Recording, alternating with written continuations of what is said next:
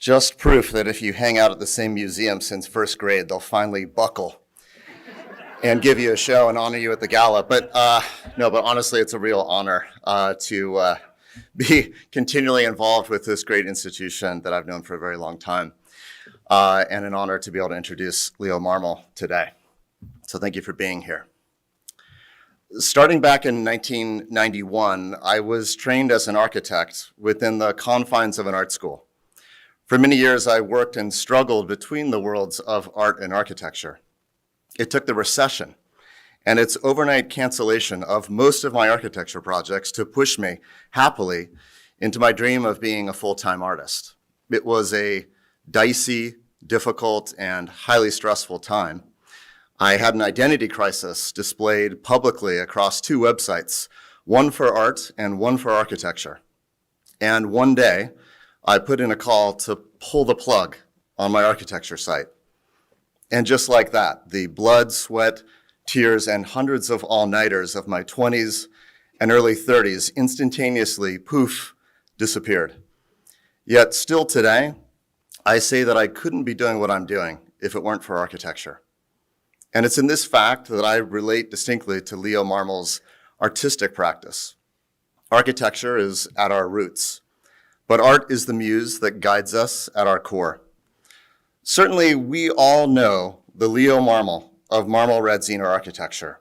We know about the seemingly effortless, precisely perfect preservation of important Palm Springs and Los Angeles historic structures.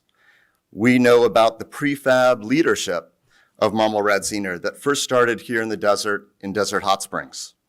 We know about the elegantly modern, spatially flowing modern residences that his office deftly creates, involved in all areas of detail and design. His firm's About page states that they are, quote, a team of architects, interior designers, landscape designers, metal fabricators, carpenters, furniture makers, and construction crew possessing a depth of knowledge and breadth of experience that cannot be found at a single disciplined firm. That is his architecture practice. Today, we will learn more about his art practice. And that, by definition, is not a team of people, but rather a single individual. And that is entirely the point. Free from the typical constraints of architecture, read client, contractor, city official, client, plumber, and client. Did I mention client?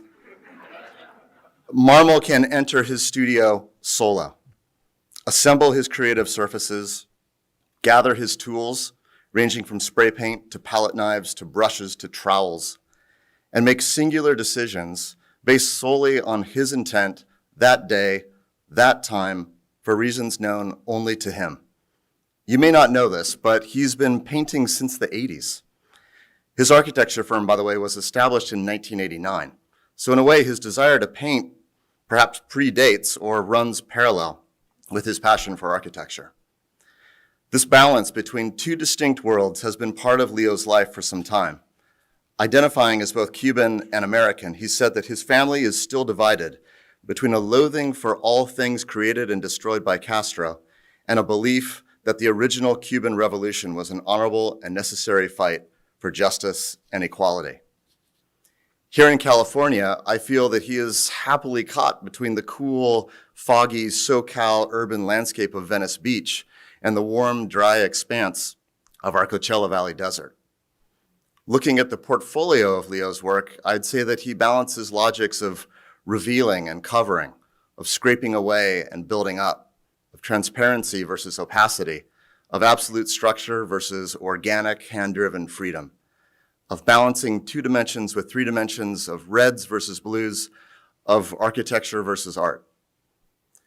But really, if you've ever heard Leo speak in a difficult room with a difficult subject matter, you'll know that it's not about this versus that. Leo has an incredible way of weaving a room of disparate thoughts together into a united front. It is a sight to behold. His canvases seem to quietly and meditatively perform that same task, effortlessly weaving together the richness of his own varied thoughts and experiences. And while you may just recently be hearing about Leo's personal artistic pursuits made more public over the last 3 years or so, we find an artist that sees clearly his vision through his various pasts, skill sets, disciplines, challenges, and opportunities that he's faced, overcome, and invited in. His is a vision that inspires and allows us to see him individually, Leo Marmol, on his own. We see what is happening in his mind and in his soul, and that is the true joy of art, to see things that are typically unseen and to talk about things for which there are no words, only scrapes of a trowel, the application and removal of pigment, and the bold choice to show up in the studio every day to make work no matter what. Ladies and gentlemen, Leo Marmol.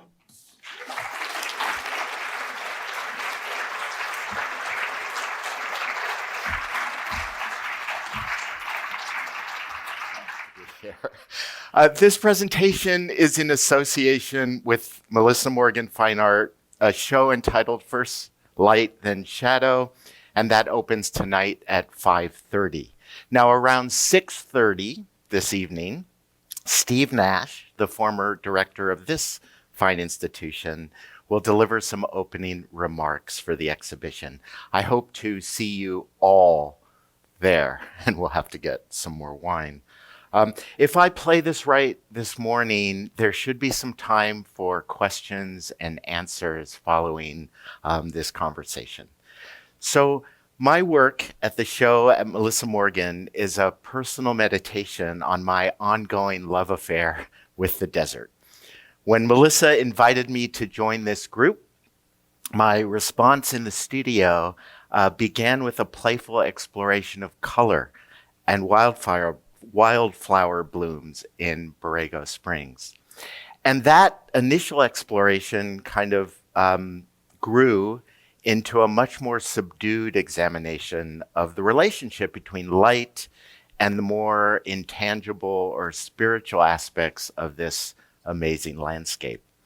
The paintings in the show exist somewhere between the abstract and the literal, and they draw heavily on the color, texture, and forms of the Coachella Valley.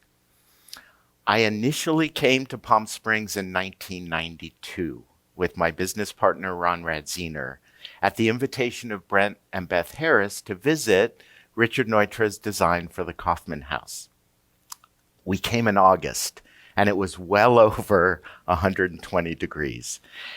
And so that initial introduction introduced me both to the intense climate of Palm Springs, as well as the astounding influence that modern architecture has within this valley. I was familiar with the Kaufman House through the incredible photography of Julius Shulman. And following that initial introduction to the home, we began a 5-year restoration process using Julius Shulman's photographs as the most significant and comprehensive roadmap for the restoration work. Julius Shulman's most famous photograph of the home is this black and white photo, referred to as the Twilight Shot. Now, this image depicts California modernism as a romantic, soothing oasis of beauty and sensuality. But it's actually a time-lapse photograph. This photograph initially was created by Julius Shulman opening the lens to expose the setting sunlight over the mountaintop. He then closed the shutter, reset the lights within the house, and opened the shutter again. He asked Mrs. Kaufman to lay in front of the pool light to block the glare, opened the shutter again, exposed the film. During that time, Julius Shulman told me this great story that while she was laying there, their little dog wandered into the frame and was immortalized by Julius's momentary opening of the aperture and exposing the film.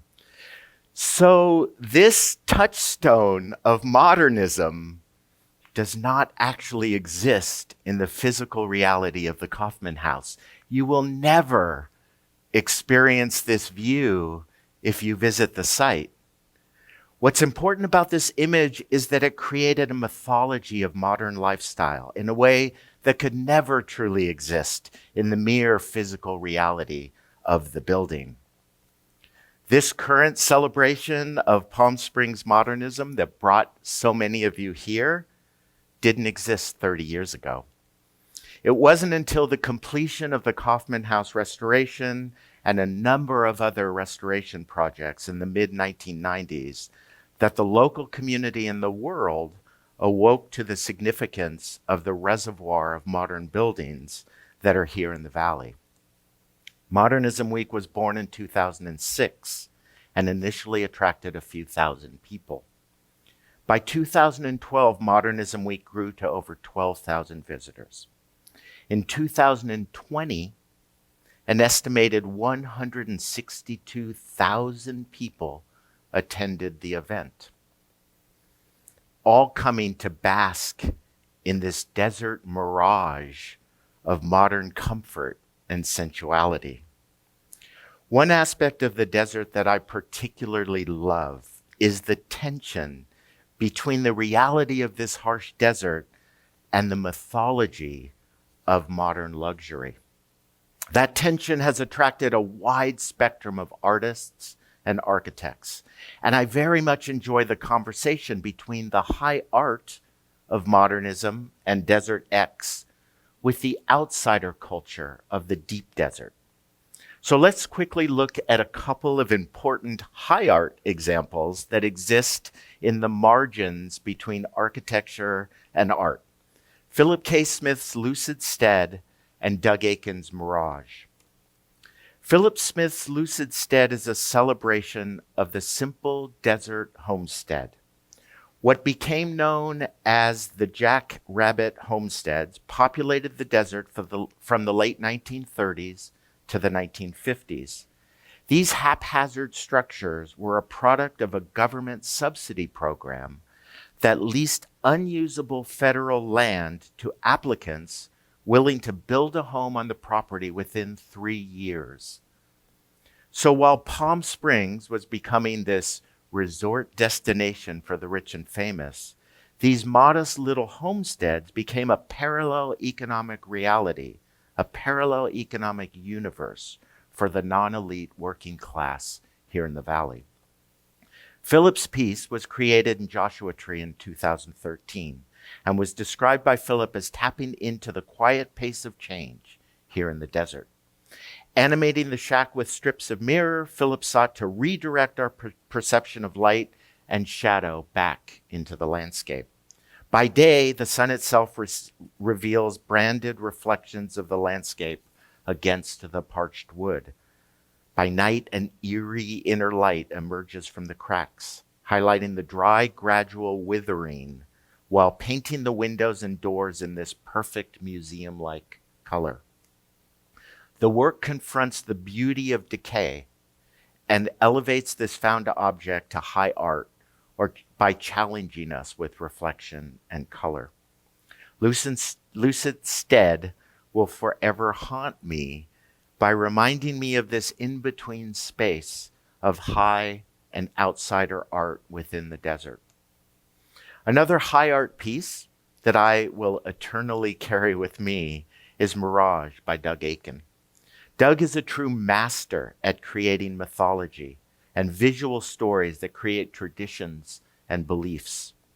While Lucid Stead began as a found object, Mirage was constructed as an archetypal California ranch house. Doug then covered every square inch of the nondescript ranch house with mirrors, transforming a suburban home into this kind of magical reflection of nature and our desire to inhabit that landscape. Mirage is constantly in flux. The house reacts to the ever-evolving motion of the sun and the moon, never appearing exactly as it was a moment ago. Both Lucid Stead and Mirage, like the Schulman Twilight photograph, entice us to believe in this vision of the desert as filled with color and movement, texture and beauty, comfort and sensuality, devoid of danger and discomfort.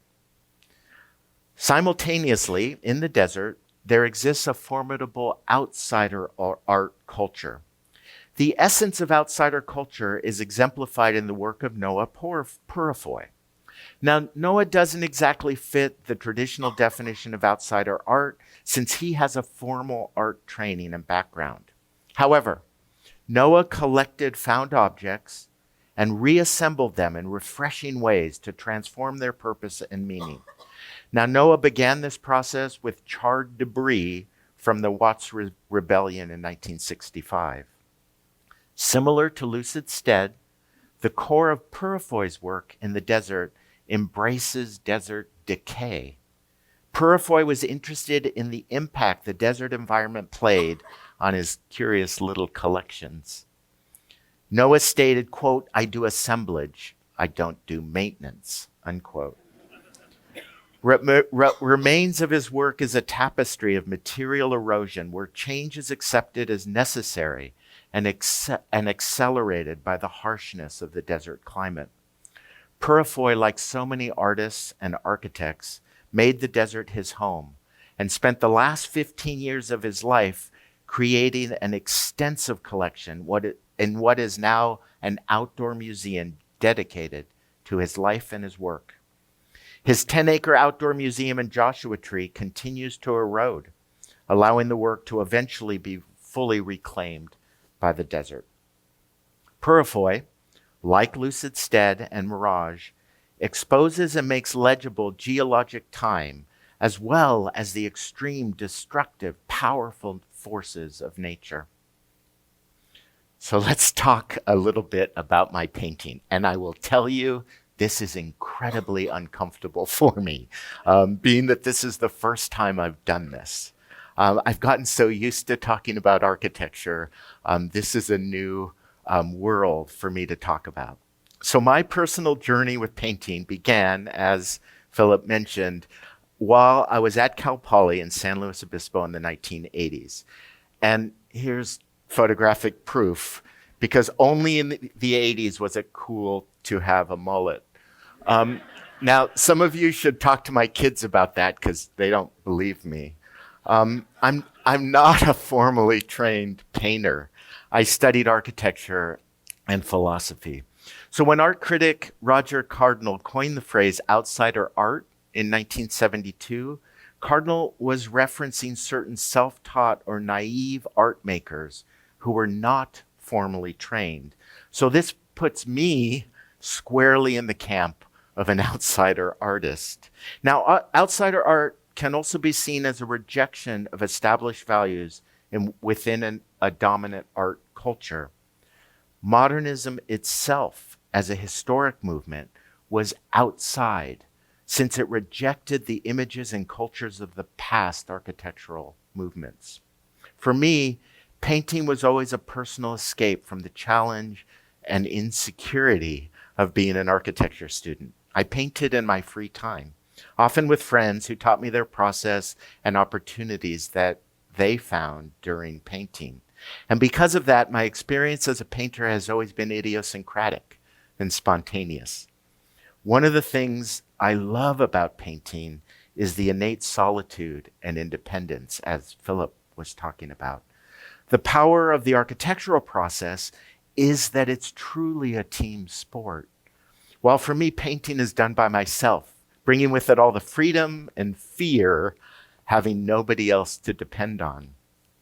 And the practice of architecture demands the satisfaction of others.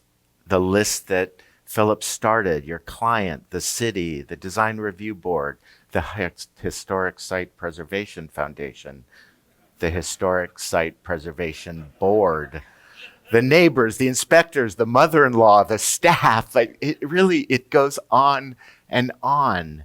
And so when you paint in secret, you don't have to make anybody happy. And because of that, I painted in the shadows and I hesitated to make my work more public. So that silence ended in 2019 when I was invited to have my first formal art show. So I was, of course, excited and horrified. Los Colores de Assimilation, was curated by Gerard O'Brien at the Landing Gallery in Los Angeles and consisted of an assemblage of existing works. The Spanglish title of the show hinted at my background. I am a first-generation American-born Cuban. We often refer to ourselves as ABCs. My mother and father, who are up there in the upper left corner of the photograph, came to the U.S. prior to the Castro Revolution in Cuba for my father to study psychology at Pepperdine University. My parents had no intention of staying in the U.S. after my father finished school. My mom didn't speak English and very much wanted to return to her wealthy family in Cuba.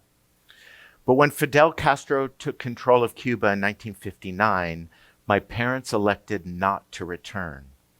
In response, they adopted the prevailing objective at the time of assimilating into the American culture by abandoning their own culture of birth. We stopped speaking Spanish so we could blend in. My family was deeply divided after the Cuban Revolution between those who supported the Castro regime and those who mourned what was lost. My mother's family had their entire wealth nationalized, and the family disintegrated. There were those in our family who vilified Castro, and others who blamed the U.S. sanctions, military attacks, and assassination attempts for destroying the dream of liberation at the heart of the Cuban Revolution. This family tension inspired my second show, Flags de mis Padres. This was a pop-up show, again, by Gerard O'Brien at the Landing for NADA Miami, which was virtual in 2020 due to COVID. I had the privilege of doing the show with Chuck Arnoldi in a Frank Gehry-designed loft in Venice. While Chuck displayed sculpture, my contribution focused on paintings of American and Cuban flags. The flag is a powerful cultural symbol.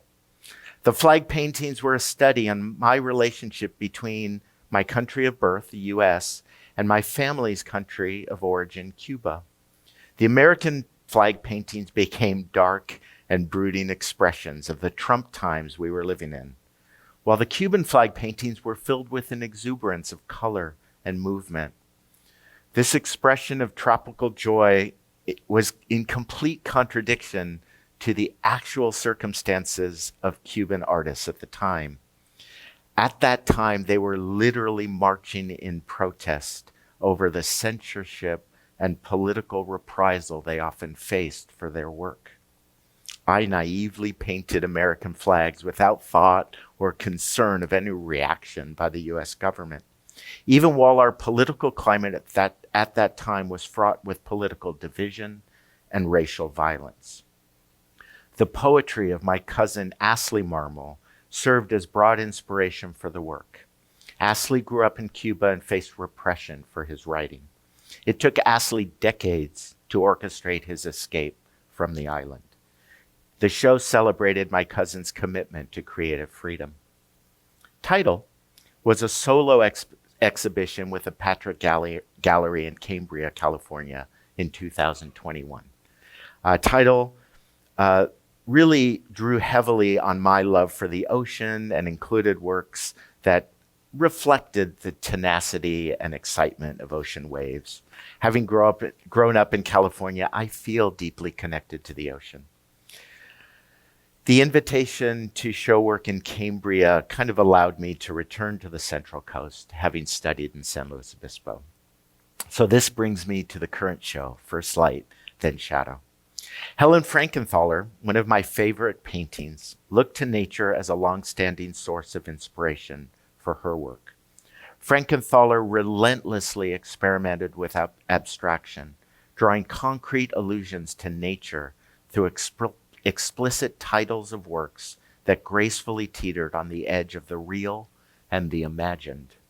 The abstract expressionist movement was entirely concerned with exploring profound emotional experiences, unearthing deep-rooted universal truths about who we are and where we come from.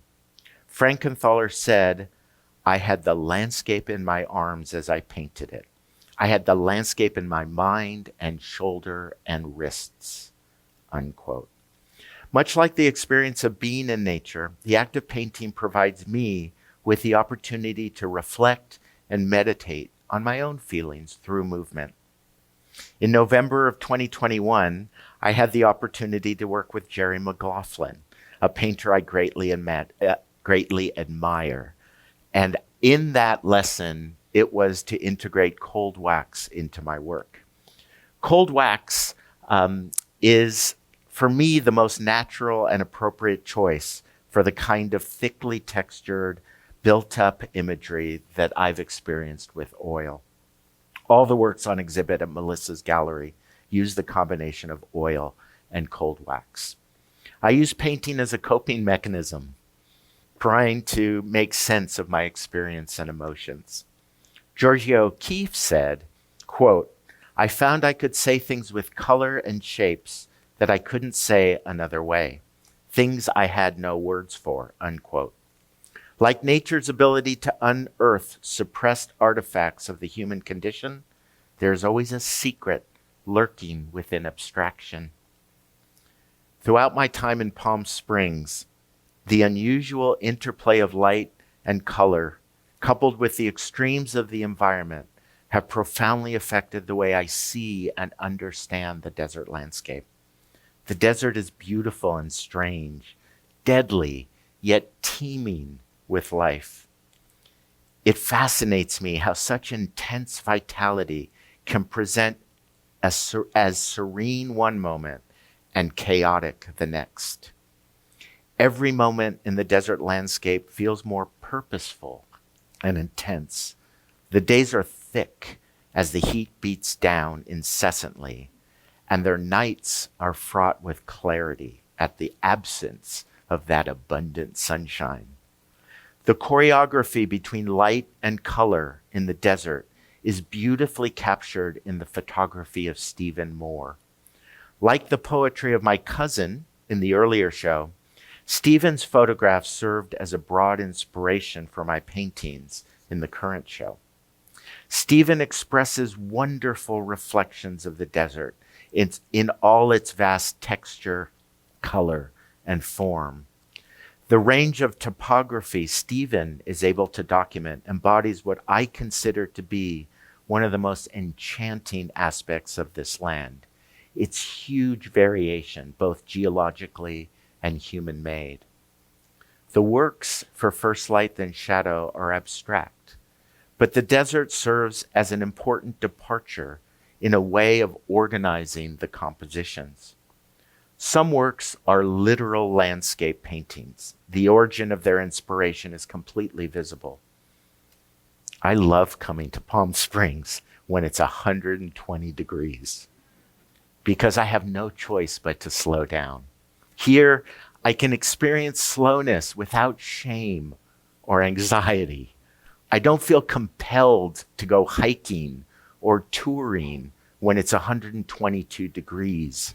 I can instead feel completely satisfied doing absolutely nothing by the pool. Through such extremes of temperature, we become more aware of our bodies and their vulnerabilities. The heat and discomfort are unifying because there's an innate understanding that everyone around us is experiencing the same thing. We all sweat equally in the desert. And this is why we come. The prolific range of modern architecture and art within this city offers, with what this city offers, is simply the excuse to attract a widely eclectic band of renegades like yourselves. Here we can hold each other without pretense and experience the surprise, joy, disappointment, and excitement I felt the first time I visited the Kaufman House in 1992. That feeling of inspiration and inadequacy that attracts so many to this inhospitable landscape. I am very grateful for this attraction that brought so many brilliant people to deposit their architectural artifacts that continue to haunt us and teach us, and ultimately collect us so we can feel vulnerable and supported while we're together. Thank you.